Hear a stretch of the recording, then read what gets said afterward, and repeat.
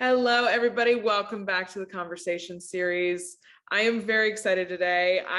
If you follow MLB at all, if you follow any MLB teams, you have probably seen this guy's work around a time or two. I have Matt Faraci here with us today, and I'm going to turn it over to him, let him introduce himself, and we're going to get this going.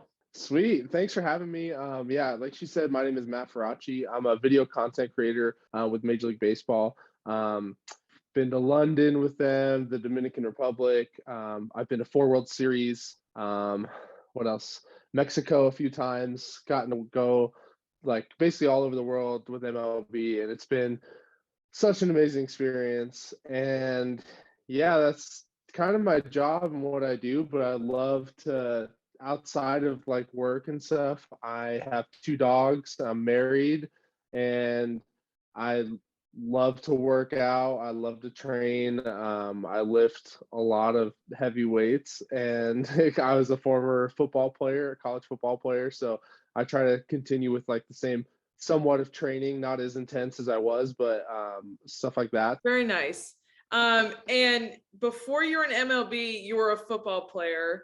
You started in football. Can you tell us a little bit about how where your sports story kind of started? Yeah, so I've been ever since I was like born, basically just like a sports fan in general. I've like my mom when I was born, she like said I was going to be a linebacker. Ended up being an offensive lineman, but close enough. Yeah. But I started playing football, like flag football, when I was a little kid. I played soccer from like age 4. Basketball, baseball, you name it, I did it. I love sports. I love being an athlete. I still consider myself an athlete, even though I haven't played in like a game in like 4 years. But I was in college. I went to a small Christian university called Trinity International University. It's in Chicago, and I was an offensive lineman. I was a team captain and an All-American my senior year.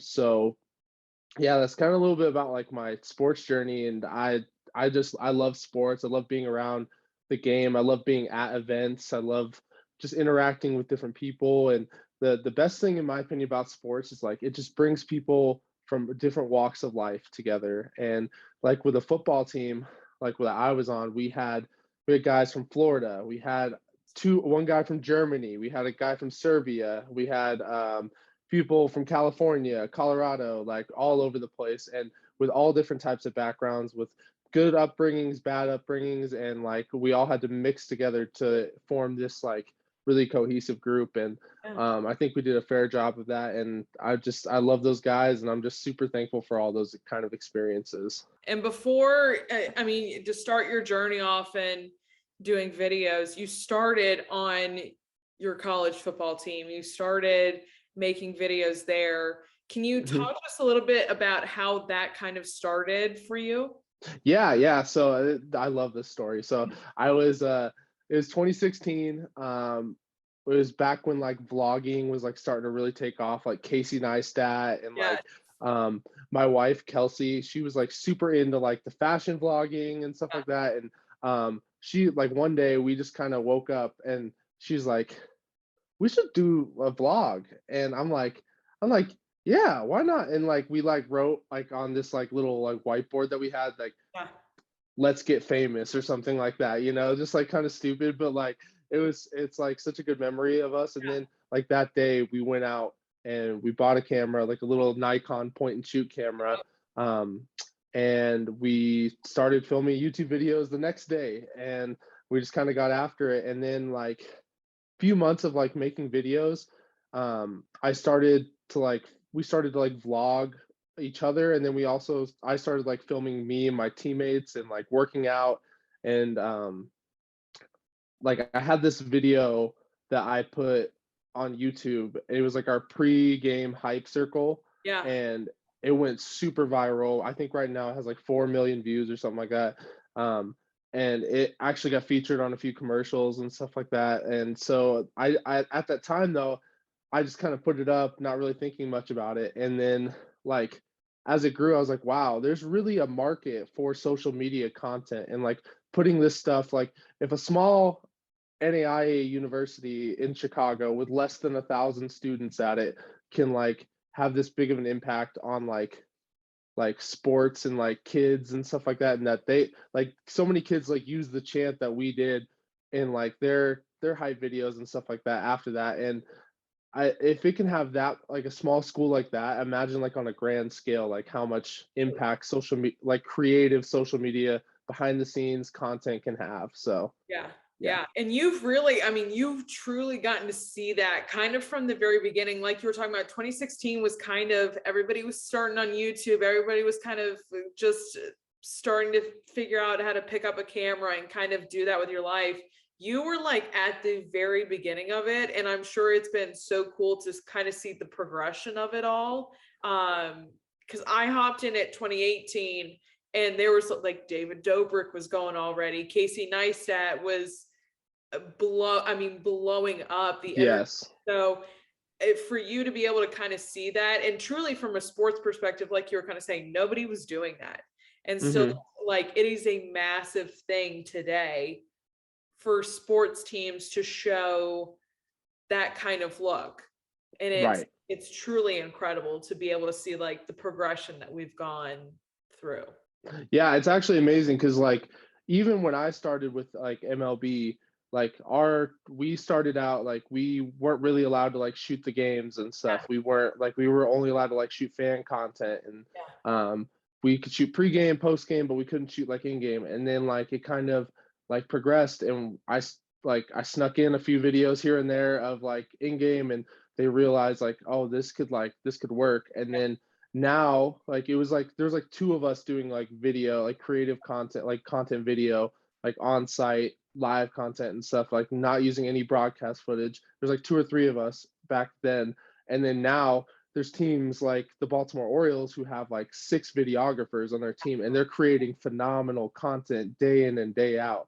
And it's amazing to see that progression from when I started to now, and see so many teams really just like take hold of like their brand, their content and stuff. And it's really inspiring for this next generation of creators and stuff. And it's super impactful. And I think it just helps grow like baseball, helps grow sports in general, and just really gives people that behind the scenes look that they're not going to see on like a broadcast and stuff. So I think it's so important. And I'm just really proud of like to see like where we were and then now where we are. So, and how you introduced yourself, you've been along this crazy ride with the MLB. You've gone to 4 World Series.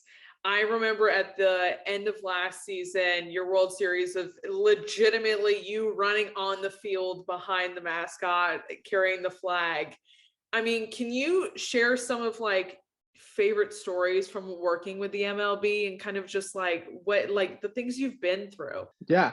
Okay, so let me think. So I'll start at the very beginning. So my first year, 2018, I came in July. So the season was already like halfway done.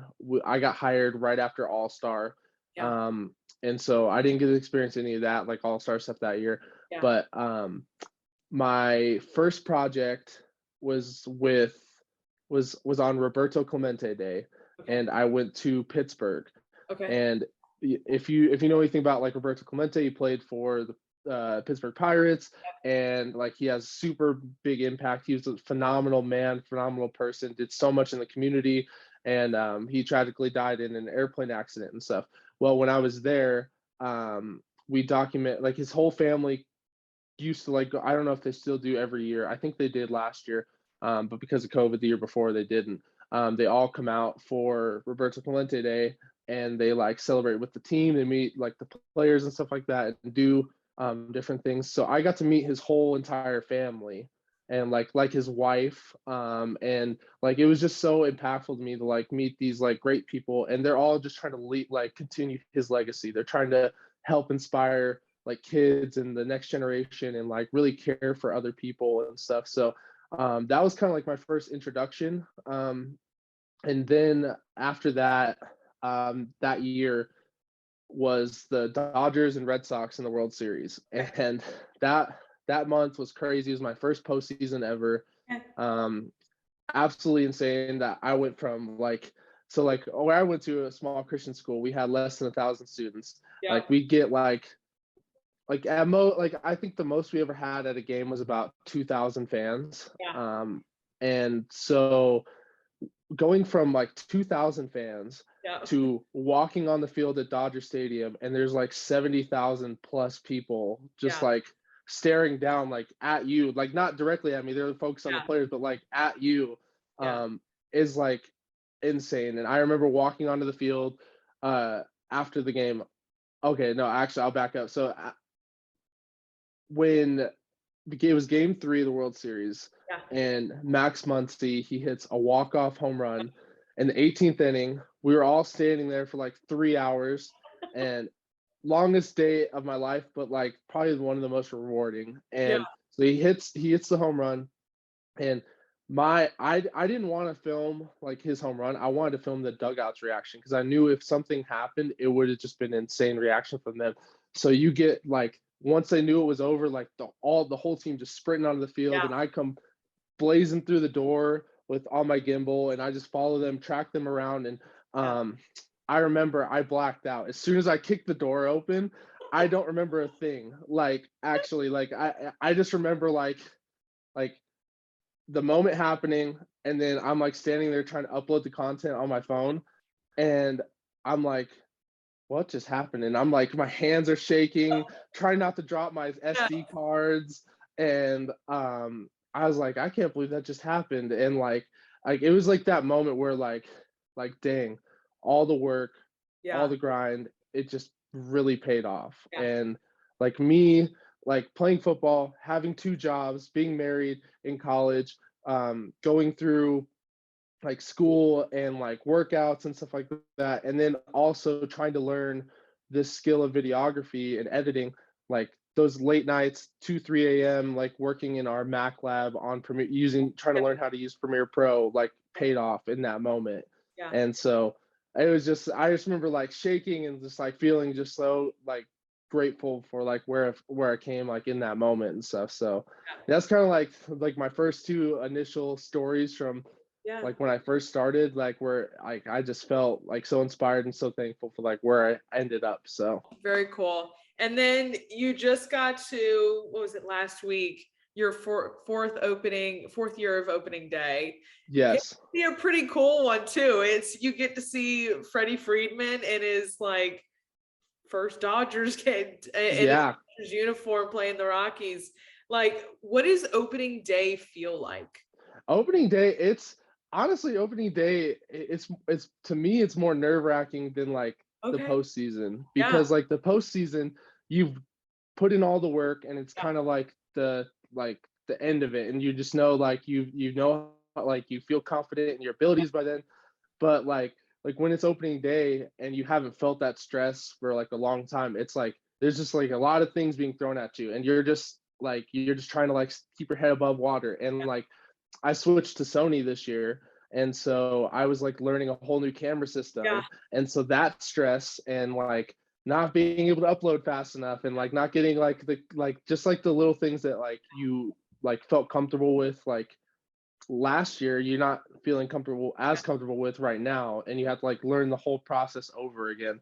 So it's nerve-wracking, but then like as soon as like that for like after the national anthem is over, you're kind of just locked in, and like you're just going by then. Like the anticipation of it, like the build up to it is like really long, really big and stuff. But like then once that moment happens, you're just like, okay, we're good. Like we can do this. We got this. And we just kind of go on with it. So I love to talk to photographers and videographers because I love to geek out on camera gear. Yeah.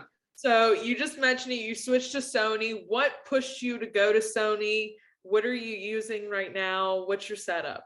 So currently I have a Sony a7S III, and I have a Sigma 24-70 2.8 and a Sony 200-600 for like in-game stuff. So that's kind of my setup right now.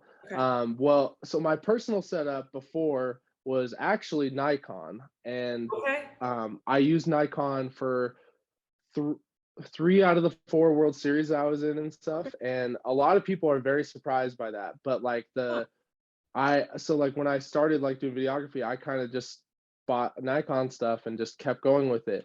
Well, in like 2018, they came out with the Nikon Z6, and I picked it up and I loved the camera, and it was phenomenal for 2018. But then like time kept going on, and other cameras just kept like surpassing it like by far. So I kind of felt like it started to lag behind. So then I really I started saving money and went all in on Sony this off season. But like during the postseason last year, we used also Canon C70s and so that was kind of like what our like main rig was last year during like the postseason and then leading up to the postseason and stuff. So yeah. Very cool. I love camera gear. I have a Sony. I was a Canon user. And so I got a Sony A6400. And I was like, yep, this is it. This is it. Yeah. We're never going back. Seriously, I love Sony now. Like I've used like during the All-Star game for about 2 innings, I used a Sony A1. And I was like, yeah, this is it. Like Sony's like the way I'm going from like here on out. And yeah, so like I just saved for the last like 6 months because I just didn't want to put myself into any debt, and I buying a new setup and like basically paid it all off as soon as I like bought it. So it was very rewarding and nice to like do that. So yeah. I have uncles who work in the camera industry, and I was like, I need a new Canon. Like mine's pretty old. And he's like, no. He's like, you need to go to Sony. And I was like, really? And he was like, yeah, for what you do. He's like, and I was like, okay. And I got it, and I was like, all right, you're right. You're right. Yeah. Totally I love it. It's so perfect for what we do in social media and live content and stuff. So yeah, it's great. It's like another level of like crystal clear and just like perfection that you can't even really explain. It's just there, and that's how it is. 100%. I agree. I am continuously impressed with people like yourself who are in these live games, who like know how to be in like the perfect place at the right time. Like it just to capture that moment. Is it like an instinct? Do you just kind of like, do you have a perfect place that you like to be in games that you're like, I'm going to be able to capture this no matter what? So it's kind of an interesting question. I feel like for me, it's kind of instinctual because you just kind of like the more you shoot, the more like practice you put in, the more you understand like how a game's going to end up.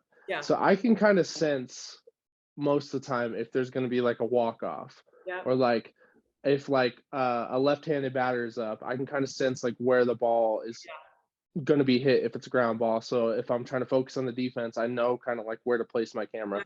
But at the same time, it's kind of all luck.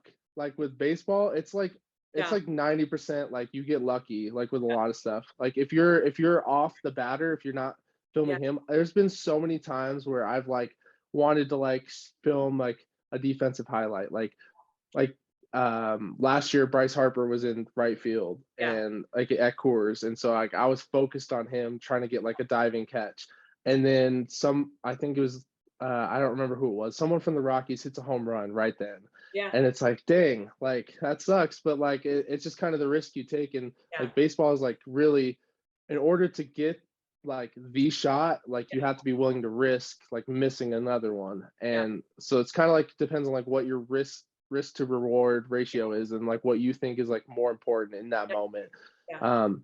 But kind of answer your question, like, so during the bubble in 2020, that World Series, I captured like Brett Phillips's walk off, and I was on a gimbal, and basically I was filming like their dugout's reaction to it. I did not know it was going to be that crazy at all, but I had an idea. It just, you kind of felt it in there that something like magical was going to happen.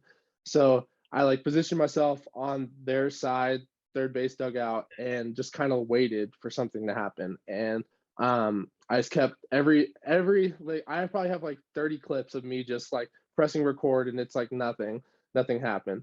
But once it did though, it was kind of like just figure it out as you go. And So when that happened, like Randy Arozarena, he like trips going around third, and then like he ends up scoring, and they walk it off, and I'm rushing towards Randy because I'm thinking the bench is gonna go towards him, and then they all just like shift and run towards Brett, and so I'm doing a full on sprint with the Rays to the outfield, and capturing that, and it was insane. And it was kind of like another one of those like moments like how I had at Dodger Stadium. I Yeah. get back and my hands are shaking because like when you know you got the Yeah. shot, it's like it just feels so good. You're just Yeah. like, yes, I know this is going to be phenomenal. And then you just hope you hit record. So It's my biggest fear. I said it to you before this. I'm like, it is my biggest fear that I don't hit the record button somewhere. And I'm like, son of a bitch. I completely yes. and utterly missed it. But you pray every time that you do hit that record button. Yes, and hope that the files stay good and that there's Yes. nothing crazy happens. No corruption, no nothing. It's just right. good. Yeah, you pray for that. Outside of baseball, you recently got to go and do a little work with US Olympics or USA Olympics and capture some of them coming home. Can you tell us a little bit more about that? Like, that was such a cool video that was put together, just welcoming everybody home. Yeah, so that came out of the blue actually. Fresh Tape Media is a media company agency based out of Denver. They do a lot of like really cool stuff. Like MLB, we've partnered with them before to do stuff like they're an all-star and stuff. And then they work a lot with the NFL and NBA, WNBA, and just so many different entities that they work with and stuff. And they contacted me like about a week before and asked if I wanted to help out with this project. And I was like, yeah, like let's do it. So they flew me, another videographer and a photographer to Salt Lake City, and we captured all the Olympians coming home from Beijing. And so we got all those moments, like them greeting their families, and it just kind of came out of nowhere, and it turned out to be something like really fun and like really inspiring and stuff. So it was awesome like moment, and I'm really thankful I got to be like work with them. And it was my first time working with Fresh Tape, and they're just really great people in general there. So yeah, what a cool experience too. Like you get to work with baseball players, but then it's like a whole different genre almost, where you're like, oh my God, Olympians. Like, yes, y'all are like the best, some of the best. yeah, the best of the best. Yeah, like it's amazing. Yeah, it would have been so cool just to be like in the presence of them all. Yeah, I was kind of hoping because I'm like being from Colorado, Shaun White's like a big deal and stuff, and I was hoping he was gonna like come out and stuff. If I would have got a chance to like film him, I would have lost my mind. But I guess he left the Olympics a little bit early and stuff. Yeah, so still super cool. it was amazing. Yeah, I can't even imagine. I've heard you speak about this, and I've heard you talk about this. For people who are, the younger generation wanting to get into sports now, I've heard you put in a crap ton of resumes in the very beginning when you were just trying to get your foot in. What is your biggest advice for people wanting to get into this crazy world of sports media, videography, photography? So my biggest advice, and a lot of times, a lot of people have not like shot content, have not like done stuff. They're just like, I want to do it. How do I do it and stuff? Well, my biggest advice is just start filming. Like, just start making content. If you're in college, like work with your just like walk into the coach's office and ask them if they need some help documenting like what they're doing and stuff. And especially if you go to a smaller university, like they're gonna be like, yeah, we need all the help we can get. At a bigger university, it might be a little harder, but I never had that experience, so I don't know fully how that would work. But I would say like just start making content, even if it's like you and your friends going to the beach, or you going ice skating or something. Just like start learning the process of making content, and then once you have like all that content made, you know how to edit, you know how to film, like just reach out to anybody and everybody. I said this before, but I applied to about 68 jobs before I heard back even a no from anyone. Yeah. And I got 2 emails at the same, like basically the same day, one from MLB and one from the Chicago Bears. And the Chicago Bears one, they ended up telling me no, but like it was a response, and I was like, wow, like let's go. And then with MLB, like it kind of helped me get my foot in the door, and I got that interview, and then the next interview, and then it kind of spiraled on.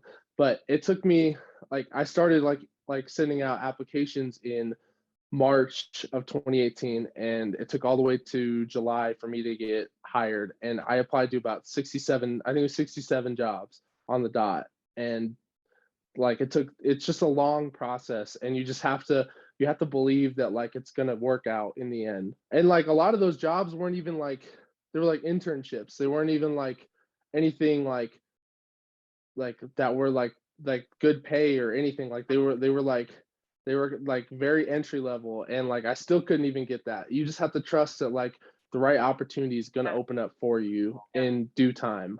So I think it speaks to a lot too, and it's one of the biggest things that I preach to like my younger family members. Like, you have to put in the grunt work. You have to be able to say, to your point, I'll take the internship to get my foot in the door, just to be able to do what I want to be able to do. It's you got to just keep going, and it's to your point, you got to keep believing that what you're supposed to be doing is going to come. You just got to keep working at it. Yeah, like actually, like that's like the biggest advice is like there's no easy way into this. Like you can have a degree in film, you can have a degree in photography or something, but that doesn't mean you're gonna like get a job. Like my opinion, like my biggest thing I always tell people is like create dope content, and you're gonna get a dope job. Like it's gonna happen. Like it's just a matter of time, basically. As long as you're putting in the work, you learn how to do it, the process, it's going to pay off. So is there someone who along the way has really influenced you and really like been a role model to you in all of this? So before I like ever got hired, I kind of like followed Tyson Hutchins on Twitter and stuff, and he's just like I want to like be able to like tweet like how he does, because he's like, one, so inspirational, two, he has like so much knowledge. And I got to meet him in 2019 at an event that he was hired by Fresh Tape to help MLB with.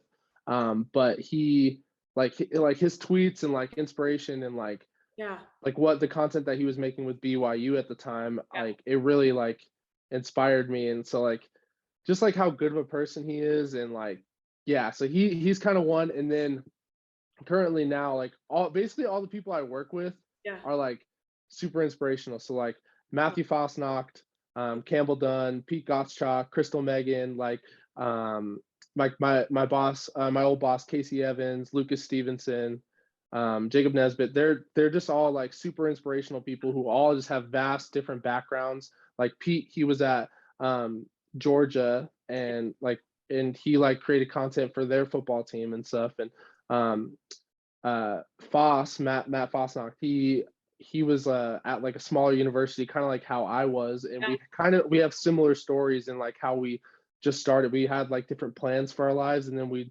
stumbled into this and fell in love with it.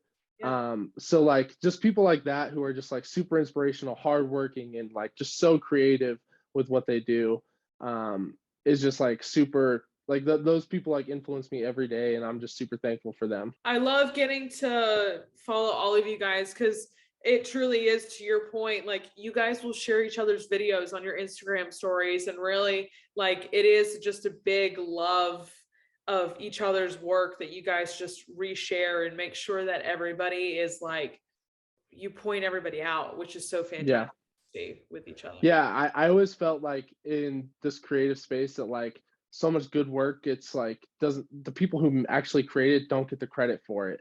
And so like when I know somebody is behind something, I always like, I really want to give them the love and respect that they deserve. And I think that like this community, like the sports creative community, is just like so helpful and like so caring about like helping each other out and like growing each other's like content base, their community bases and stuff. So I'm a big believer in like helping people spread their content out. So one of my last questions for you, is there is there a player you have not shot yet that you want to shoot really badly? Ooh, that's a great question. Who haven't I shot that I would want to? There has to be someone. So one player I haven't gotten to work with a ton yet, who I absolutely love, is Tim Anderson. Okay. I've only shot, I think, two White Sox. I've shot two White Sox games Okay. and one spring training day with them. And Tim Anderson, like, I feel like his, like, just who he is, and like how much swag he has, how much like confidence he has in himself. Like, I would love to like be able to shoot him a lot more. Yeah. And then I shot Miguel Cabrera only once, but him because like how close he is to all these like records and stuff. And then probably I've okay. So actually, this is kind of a funny story. So I was gonna say Albert Pujols, like, because he's like so close to like getting like to 700 home runs and stuff. And so when we were in Mexico in 2019 for the Mexico series, it was the Astros versus the Angels. Yes. And we were staying at the same hotel as the Angels. And so one morning I go down and get breakfast, and I'm going back up to my room, and I like hop in the elevator, but I'm like looking at my phone, and I just like bump right into Albert, and he's like, hey, and I was like, oh, I'm sorry, Miss Pools, like, my bad. And like I'm like such like trying not to like geek out or anything, because I'm like a big fan of his and stuff. So but he was like, oh, it's all good, man, it's all good, and kind of walked away. But that was like my one interaction with Albert Pujols. But he's a really good guy from what I hear and stuff. So so I would definitely love to shoot him again. And then like I've shot Mike Trout, I think, twice. Had a few conversations with him during spring training, and like love to shoot him some more.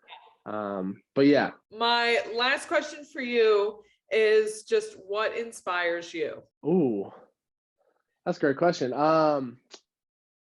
For me, like right now, like I absolutely love live content. I love like the process of like showing creative content in like a live setting and stuff. So my biggest like inspiration is really just like to show that moment, to show like a different perspective of like a game and stuff. Like get like I was gonna say Sam Lutz, like his like perspective of like that walk off he had, or like Campbell kind of like made a similar thing with like the Los Angeles Kings and stuff, like showing like those different perspectives that you're just not gonna see like on a normal basis, and like just like really being in the moment and stuff. Like that's like my biggest like passion, is like being like in the moment of like whatever's going on, like with that mascot run out, like with Blooper, like really putting fans into that, like that perspective of like what he's doing. And like